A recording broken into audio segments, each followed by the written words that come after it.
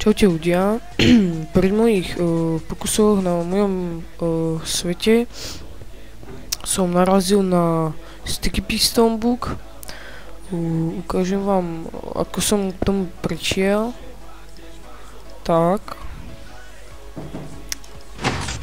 tam páku, redstone vyletel do vzduchu. Tak. A tento pravý sticky pistol vlastne ostal hore. Vlastne je to maličký bug. A je to dosť divné. Keď ja rozbijem ten vrch toho sticky pistonu, tak ostane normálny. Tak je to divný, no.